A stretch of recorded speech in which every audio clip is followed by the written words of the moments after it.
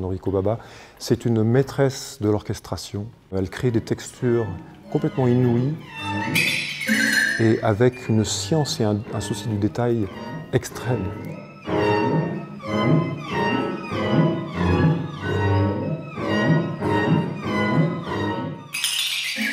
Il se trouve en fait que j'ai dirigé la création de ces deux œuvres il y a quelques années. Au clair d'un croissant, c'était dans le cadre du festival Ensemble. Et l'autre pièce, Bestiarium Musicale, c'est le début de son cycle Bestiarium Musicale, maintenant qu'elle écrit au cours des années. Elle en est à la lettre E, je crois. Et nous, on a créé les lettres A, B, C, D, et on les reprend ce soir avec l'ensemble contemporain de l'EMU.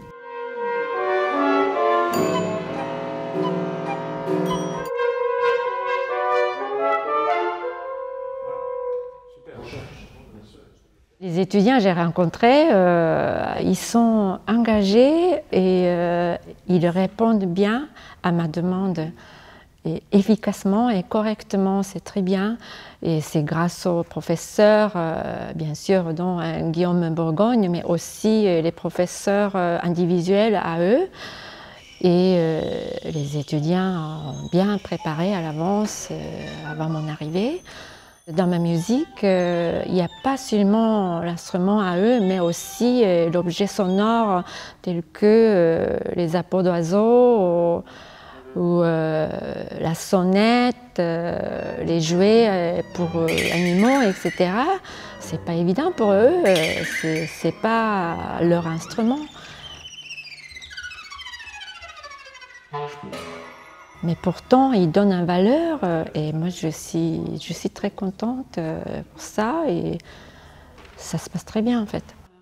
Donc, tu n'as pas besoin d'être présent. Tu peux jouer vraiment beaucoup moins fort.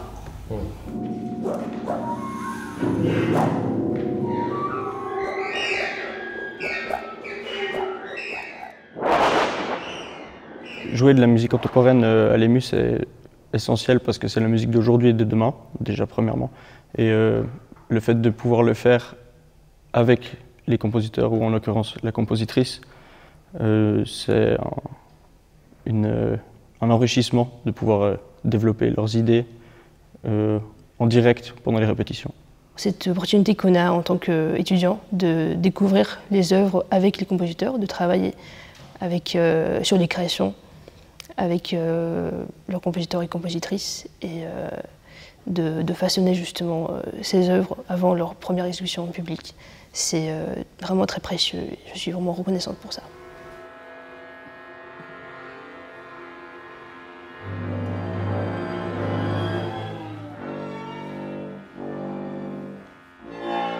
Le défi dans la musique de Noriko, c'est de s'approprier tout son instrumentarium, puisqu'il y a pléthore d'accessoires, de petits jouets, des choses qu'elle convoque, des objets de l'enfance par exemple, des petites boîtes à musique.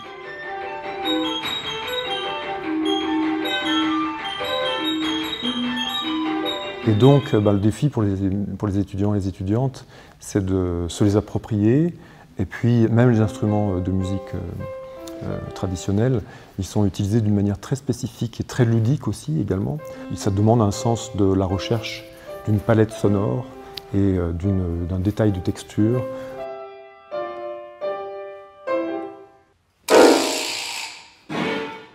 Ça fait plus de 20 ans que je vis en Europe.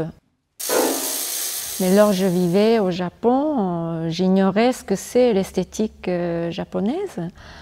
C'est-à-dire la sensibilité pour l'éphémère. En fait, la base de ma musique, c'est ça.